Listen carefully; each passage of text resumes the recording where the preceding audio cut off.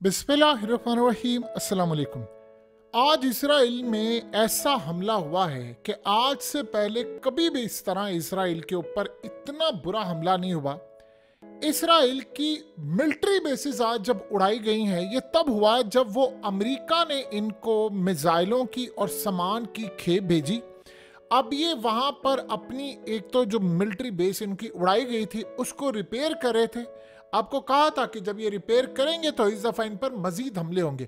और रिपेयर करने के साथ जो नई लॉट आई थी अमेरिका की जानिब से असले की, वो जो असला अमेरिका ने नया भेजा था कि आपने लेबनान को मारना है, आपने गजा में मारना है, उस खेप को इन्होंने निशाना बनाया और इतना बुरा हमला हुआ है, इतना ज्यादा बुरा हमला हुआ है कि इसराइल की पूरी मिलिट्री बेस जिसको ये रिपेयर करना चाह रहे थे, वहां सामान तो बुरी तरह तबाह हुई। ये डेवलपमेंट और उसके साथ आपको पता है कि सबसे बड़ा मसला ये पैदा हुआ है कि नेटो मदद करने के लिए इसराइल की पहुंच चुकी है। और वही हुआ जिसका एज यूजुअल डर था कि उर्दन पहला यानी मुस्लिम कंट्री मिडिल ईस्ट में बना है जिसने असल में इसराइल की मदद करने का फैसला किया। और वहां पर आपको पता है कि नेटो का असल में ऑफिस खुल रहा है उर्दन के अंदर और वहां से इसराइल की पूरी मदद होगी। और अर्दोगान आज पहली दफा डट गए क्योंकि तुर्की शामिल है। उसने कहा किसी सूरत नेटो को मदद करने की इजाजत नहीं दूंगा, मैं किसी सूरत हमने इसराइल की मदद नहीं करनी। वो बर्बरियत वहां पर कर रहे हैं, हम यहां पर उसकी बैठकर मदद करते फिरे। अब ये समझ लें कि या तो अर्दोगान के नंबर्स इन्होंने थोड़े कर देने हैं कि यानी इक़्तिदार के, और दूसरा सबसे बड़ी बात यह है कि इसराइल से कुछ भी बैद हो सकती है। और अब वो जो काम करने के लिए जाएंगे वो तुर्की को नेटो से निकालने की आखिरी तैयारी करने जा रहे हैं, क्योंकि अब ये लड़ाई वही लेवल आ गया है कि बढ़कर तुर्की के दरवाजे तक आने वाली। ये सारी सूरत हाल क्या है जरा समझ लें। देखिए, जो आज हमला हुआ है इसराइल का, वो इनके ऊपर मिसाइल मारे गए हैं और गाइडेड मिसाइल थे, और दूसरी इनकी तमाम चीजें जो इन्होंने हमला करना था। हैरानकुन तौर पर बड़ी अजीबो गरीब सूरत हाल पैदा हुई है कि जो हमला हुआ है इसराइल पर उसमें एक भी मिसाइल नहीं रोका गया। देखिए, पहले ही होता था कि कोई हमला हुआ है, फलाना मिसाइल रोक दिया, फलाना ये कर दिया। इसराइल ने जवाब भी हमला करने की पूरी कोशिश की है, लेकिन एक तो इन्होंने सबसे बढ़कर इनके जो इक्विपमेंट माल पहुंचा था अमेरिका की जानिब से, हथियार, मिसाइल और दीगर चीजें, और इन्होंने एक नया अपना इस्टेब्लिश किया था एक सेंटर। एक तो उसको उड़ाया है गाइडेड मिसाइल से और डायरेक्टली जाकर हिट किया, उससे इन्होंने उड़ा दिया है। सेकंड सबसे बड़ा मसला ये पैदा हुआ है कि दूसरी जगह एक ऐसी थी कि जहां पर हालिया इन्होंने उड़ाई थी बेस उनकी, उसको रिपेयर करने के लिए इन्होंने यानी उसको बहाल करने के लिए इन्होंने अपने एक्सपर्ट्स भेजे थे और वर्कर्स थे इनके यानी फौज के जो लोग थे, वहां पर ये जाकर सारा रिपेयर का काम करते हैं। अब वहां पर आकर हमला हुआ और उस बेस को भी उड़ा दिया गया। ये पहली दफा ऐसा हुआ है कि आपकी कोई मिलिट्री बेस उड़ाई गई है, आप उसको रिपेयर करने के लिए आए हैं और उसको भी उड़ा दिया। और अजीब बात यह है, कम से कम 40 से 50 किलोमीटर अंदर तक इसराइल में जाकर ये हमला हुआ है। ये पहले ऐसा हमला कभी भी नहीं था कि आप 40-50 किलोमीटर, देखिए 50 किलोमीटर एक बहुत बड़ा इलाका होता है, बहुत बड़ा एरिया होता है, वहां पर जाकर आप हमला करते हैं तो इस हमले के नतीजे में आप मुकम्मल तौर पर तबाह होते हैं, आप मुकम्मल तौर पर बर्बाद होते हैं।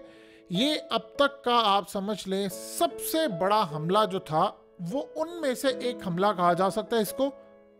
ये बात इसराइल को पता थी कि इस दफा जो हमला होगा उसमें हमारा डिफेंस सिस्टम हमने काम पर लेकर आना है और इस पर इन्होंने हमला करना है। और हमले में अजीब सूरत हाल ये होगी कि हमारे रिपेयर का जो काम है और अमेरिका से नए मिसाइलों की जो खेप आई है वो स्टोरेज को भी इन्होंने तबाह कर दिया। इन्होंने काम ये किया कि यूरोप से और दीगर जगहों से अपनी यानी इक्विपमेंट्स लिए, जो इक्विपमेंट्स असल में आपको पता है कि मैरून बेस इनकी हालिया जब उड़ाई गई थी तो उसके बाद सबसे बड़ा इनको मसला ये पैदा हुआ कि अब वो मॉनिटरिंग का सिस्टम ठीक नहीं है। तो इन्होंने एक अलग से एक सेंटर कायम किया था और उस सेंटर के तहत ये सारे का सारा काम हुआ।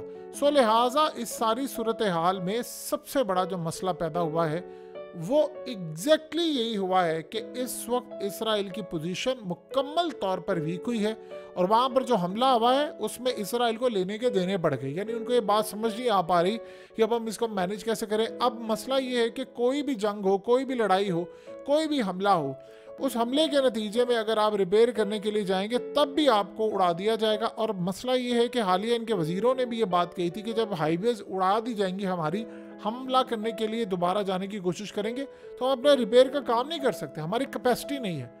आप सोचें ये सारे का सारा मामला हुआ तो उधर उर्दन में एक अजीब सूरत हाल आप सबको पता है कि नेटो का ऑफिस खुल गया वहाँ पर और वहाँ पर फौजें आ रही हैं और उन्होंने करनी है इसराइल की मदद। असल में तो वो इसराइल की मदद करने के लिए आ रही।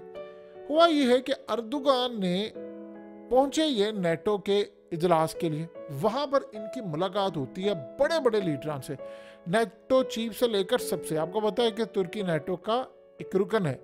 मसला ये हुआ कि अर्दोगान ने वहां पर जाकर तकरीर भी की और वहां पर जाकर लीडरान से मिले और उनको जाकर बड़ा क्लियरली कह दिया कि मैं नेटो का मेंबर हूं, किसी सूरत में इजाजत नहीं दूंगा इसराइल को आप मदद करें।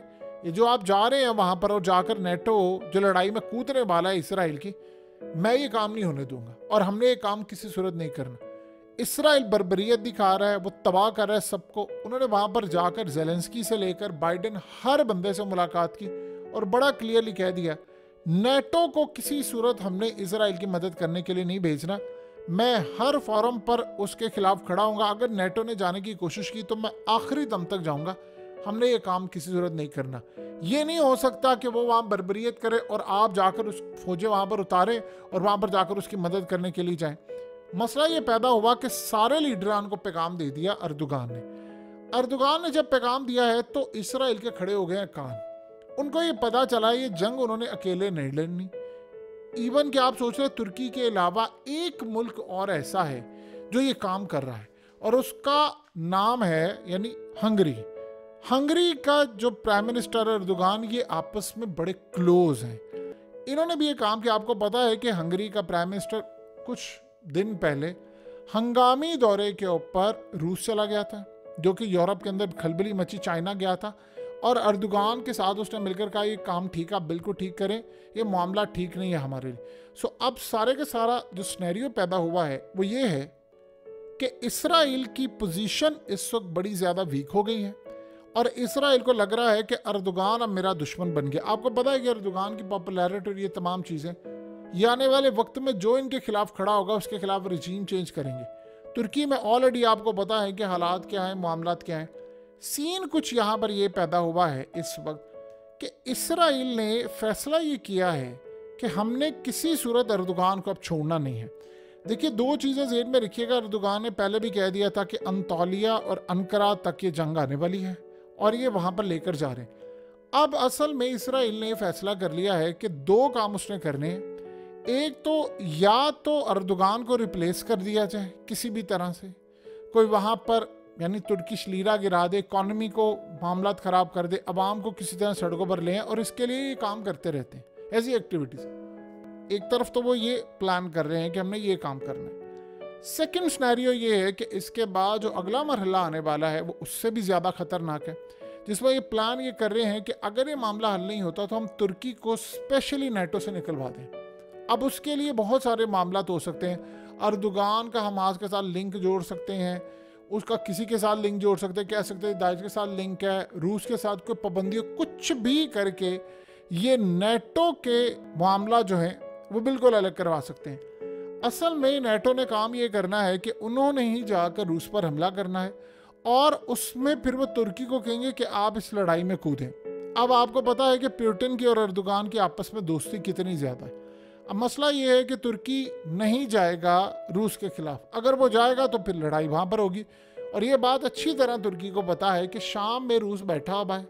अगर मैंने इस लड़ाई में कूदने की कोशिश की तो फिर उसके बाद वहाँ पर जो कुर्द हैं उनको बैक करना शुरू कर देगा रूस।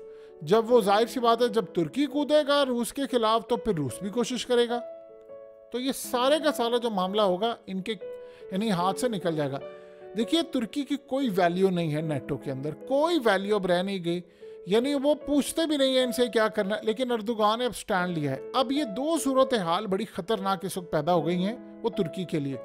अर्दोगान के लिए टाइम बड़ा मुश्किल है। देखिए, एक तो वो अगला इलेक्शन नहीं जीतेंगे, जो मर्जी हो जाए वो अपनी मुद्दत पूरी कर लें, ये बहुत बड़ी बात होगी। अब उनके लिए मसाइल का अंबार लगना शुरू हो गया, क्योंकि दो चीज़ें आप समझ लें। अर्दोगान के होते हुए इस वक्त ये है कि अर्दोगान हमास की यानी पूरी तरह बैकिंग करने की कोशिश कर रहे हैं।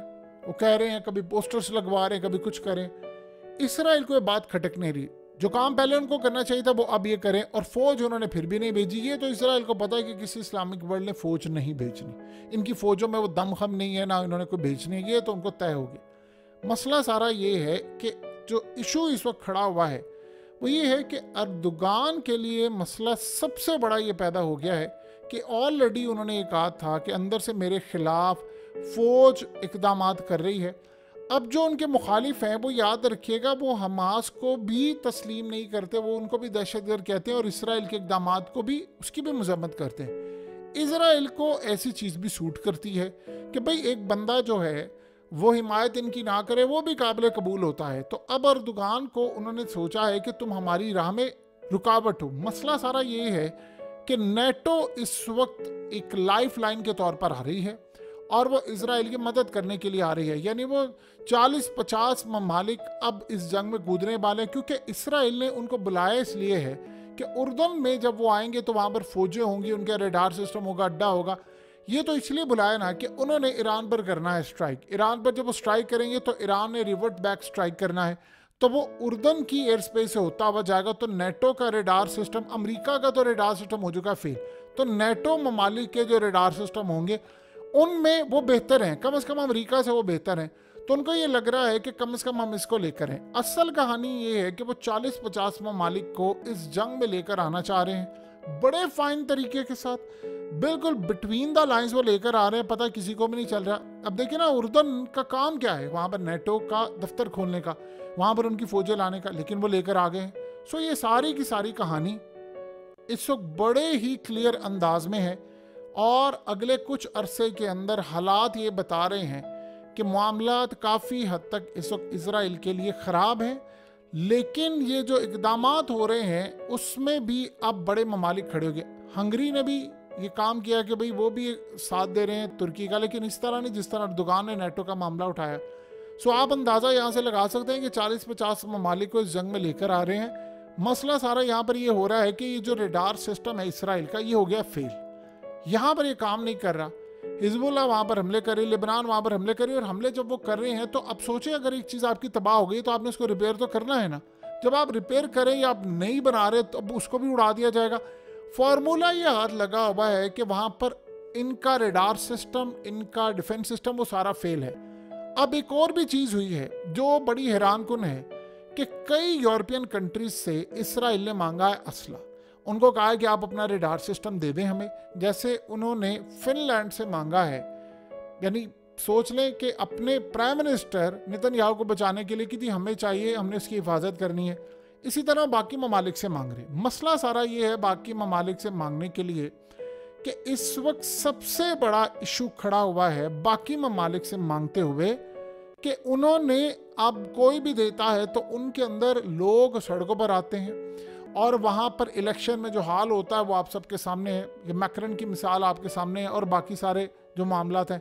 तो जो भी मदद करने के लिए आएगा हथियारों से, आप अंदाज़ा करें ना, बरतानिया का जो प्राइम मिनिस्टर है अभी हालिया इलेक्ट होकर आया, 2 दिन पहले उसने बयान दिया है और बड़ा अजीब गरीब बयान था कि ज़ेलेंस्की को यानी यूक्रेन को हम अपने मिसाइल देते हैं, रूस पर मारे। और आज वो स्टेटमेंट अचानक उसकी बदल गई, नहीं हम इजाज़त नहीं देंगे, क्योंकि रूस ने धमकी दे दी थी कि जिसने ये काम किया उसको तो मैं वो मैप से ही मैं मिटा दूंगा मुल्क। उसने कहा जिसने रूस को तबाह करने की कोशिश की उसको मैप से हटा देंगे। उसने कहा इस दुनिया के अंदर जहां पर रूस ही ना हो उस दुनिया का फायदा ही कोई नहीं है, यानी वो फिर उस अर्थ का कतन कोई फायदा नहीं है। सो ये असल में जो सूरत हाल इस वक्त पैदा हुई है ये बड़ी इंटरेस्टिंग है और इसराइल को इस बात का अच्छी तरह अंदाज़ा हो गया कि मेरे दिन गिने जा चुके हैं, मैं ज़्यादा देर तक सरवाइव नहीं कर सकता अगर इसी तरह का रेडार सिस्टम चलता रहा और ये सारे के सारे मामला चलते रहे। आप यहाँ से अंदाज़ा कर लें कि उनकी मिलिट्री बेसिस उड़ाई जा रही है, उनके घर में घुसकर मारा जा रहा है, नए मिसाइल नई चीज़ें आई हैं, आपको पहले असला मिल नहीं रहा। अब ये कह रहे हैं कि यूरोप हमें असला नहीं दे रहा, तो हम एक काम करें, नेटो को लेकर आएँ। नेटो आ जाएगी तो सारा यूरोप ऐसे ही लेकर आ जाएगा असला और सारी चीज़ें होंगी। तो अपने दिफा के लिए वो असल में उसको लेकर आ रहे हैं। अब अर्दोगान उनकी राह का कांटा बन चुका है। देखिए, तैयब अर्दोगान को जो लेना चाहिए था स्टैंस, उन्होंने वो नहीं लिया, ये बात सच है। वो बार बार एक ही बात कहते रहे कि सारे मुस्लिम इस्लामिक वर्ल्ड की फौजें हैं, OIC को फैसला करे। वो असल में ये चाह रहे थे कि बाकी सारे फैसला करें तो हम भी उसके साथ अपनी फ़ौज भेजें। अब बाकी कोई फैसला करने को तैयार नहीं है कि भाई ये फ़ौज भेजना फलाना, किसी को कोई इंटरेस्ट नहीं है। और अर्दोगान ने चूँकि वादे बड़े किए थे, उसका रिजल्ट इलेक्शन में है। अब उनको ये लग रहा है कि मैं जितनी हद तक इसराइल की मुखालफत कर सकता हूँ, मैं को अपनी पॉपुलैरिटी जो है वो वापस बचा सकता हूँ। लोग असल में उनसे तंग आ गए हैं। महंगाई का बड़ा मसला है, सबसे बड़ा मसला ये है कि इस जंग का, वो जंग में असल में अर्दोगान ने वादा कर दिया था जलसे के अंदर, जब ये जंग छिड़ी थी इसराइल की, तो उस जंग में उन्होंने वादा कर दिया था कि अनकरीब मैं फैसला करने के लिए जा रहा हूँ और मैं आपको बताऊंगा, हम इनको तन्हा नहीं छोड़ेंगे, और आपको जैसे ही मैं कॉल दूंगा फिर उसके बाद मैं आपको बताऊंगा। अवाम सड़कों पर आ गई थी, उसने देखा कि अवाम सड़कों पर आ गई, एहतजाज कर रही, तो मैं इनको एक इजलास में या जलसा जुलसा कर लूँ, बता दूँ। वरना लोग बड़े शदीद मुखालिफ थे और उनके सर्वेज बता रहे हैं कि अर्दोगान हर गुजरते दिन के साथ पॉपुलैरिटी उनकी गिरती जा रही। तो अब हालत ये है कि इसराइल को लग रहा है कि तुम हमारी लाइफलाइन पर हमला करोगे, हम तुम्हें छोड़ेंगे नहीं। तो वहाँ पर नेटो का सिर्फ एक ही असल में बड़ा मुल्क मुखालिफ हुआ पड़ा है, और वो है तुर्की। बाकी इस्लामिक वर्ल्ड को तो आपको पता है चुप लगी, उनको तो कोई परवाह नहीं है। तो जो इसमें शामिल है वही रोक लिया। अगर वो आखिरी हद तक अर्दोगान जाते और वो यहाँ पर बचा नहीं पाते तो ये हमले होते रहेंगे, और वो कह रहे हैं कि अगर हमले होंगे तो हम अपने आप को कैसे बचाएंगे। ये सारा सिनेरियो है।